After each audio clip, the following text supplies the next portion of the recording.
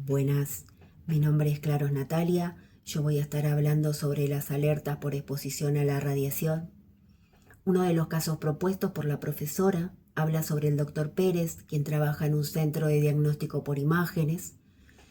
En este centro, durante los últimos tiempos han surgido una serie de inconvenientes con respecto a la exposición a la radiación. El doctor también ha expresado hace unos días atrás sensación de fatiga, molestias en los ojos y en la piel. Se investigó sobre esto y se llegó a la conclusión de que el doctor ha recibido dosis de radiación superior a los límites establecidos. Como integrante del centro de diagnóstico, tratamos de evaluar cuáles pueden ser las posibles causas por las que está sucediendo todo esto. Tanto médicos como técnicos, en lo primero que pensamos es en la calibración inadecuada del equipo, porque si esto sucediera estaríamos recibiendo dosis superiores de radiación a la prevista. También pensamos en el uso inadecuado del blindaje. Estamos hablando de los chalecos de plomo, los anteojos plomados, el cuello tiroideo, las pantallas plomadas, que si no están colocadas correctamente pueden producirse filtraciones de radiación. También pensamos en la aplicación de protocolos. Ante un descuido, los técnicos podemos estar exponiendo más tiempo al paciente. También pensamos en las fallas humanas. Ante una urgencia donde está en riesgo la vida de un paciente, nos podemos colocar mal un chaleco de plomo o evitar colocarnos el cuello tiroideo o los anteojos plomados, como mencioné anteriormente. Si bien todos estos son pequeños detalles, en conjunto suman bastante a la hora de exponernos a la radiación. También pensamos en otra causa como el diseño de la sala de rayos X. Muchas veces creemos que tiene el blindaje correcto y compañeros que se encuentran en otras áreas dentro del servicio creen estar protegidos cuando en realidad no lo están. Todas estas fallas, tanto técnicas como humanas, hacen que estemos en mayor exposición a los rayos.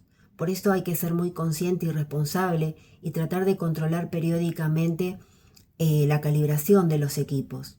Ser responsables también a la hora de usar todos los blindajes plomados y también, por sobre todas las cosas, ser muy responsable a la hora de aplicar los protocolos de radiación a los pacientes. Hola, ¿qué tal? ¿Cómo les va? Mi nombre es Jorge Pesagno y me va a tocar hablar del caso del señor López.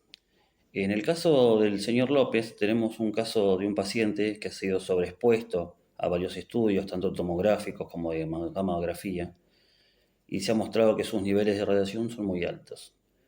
¿Qué hacer en estos casos? En estos casos el personal médico es el encargado de tener en cuenta cuáles son los riesgos-beneficios a la hora de estudiar a los pacientes. Lo que se debe evitar en estos casos son los estudios repetitivos que se dan muy seguido en el caso de la medicina.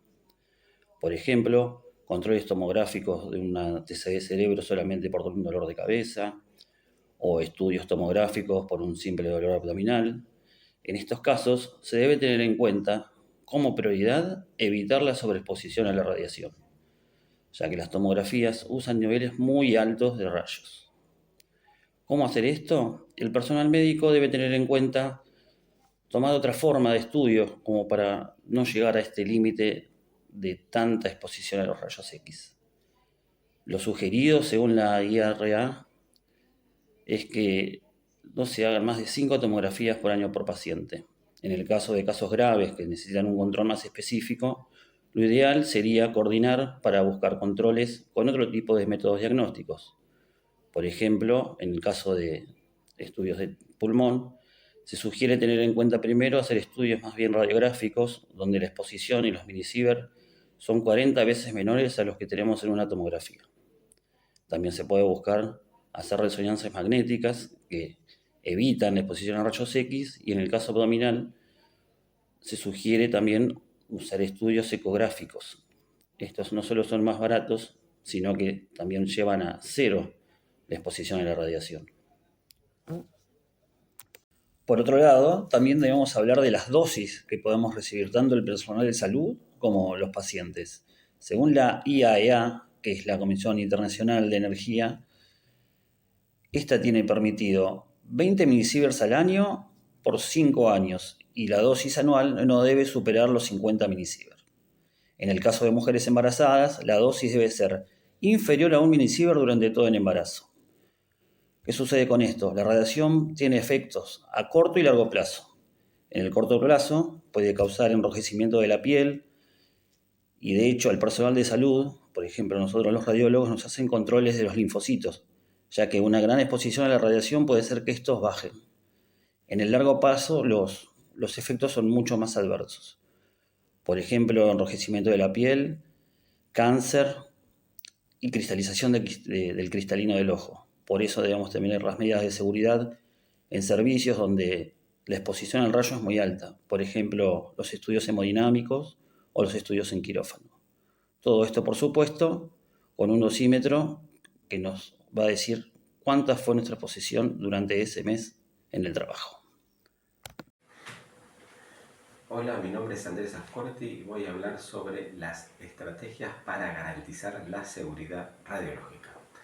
La primera estrategia es aplicar el principio ALARA, que significa mantener las dosis tan bajas como sea necesario. Esto se logra con ciertas medidas. Una de ellas es la utilización de dosímetros en la jornada laboral. Otra medida importante es la capacitación permanente del personal en protocolos de protección.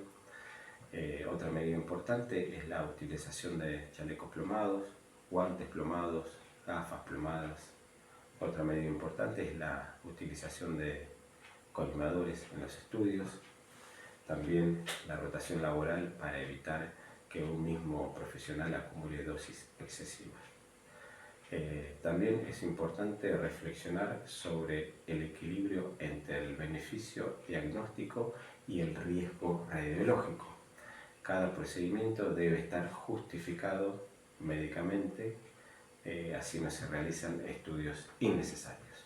También es importante optimizar los parámetros técnicos para realizar una buena imagen con una baja dosis. Otro punto importante es realizar otro tipo de estudios sin radiaciones, como por ejemplo puede ser una ecografía o una resonancia magnética.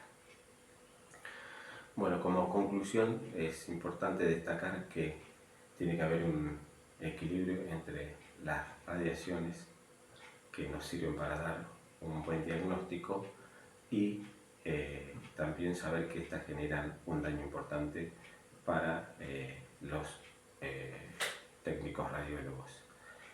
También lo que quería destacar que de la actividad que realizamos yo utilicé el punto donde habla de la mamografía, que habla de que hubo un error humano y una falta de actualización de protocolos, que fue lo que hablé en un punto anteriormente.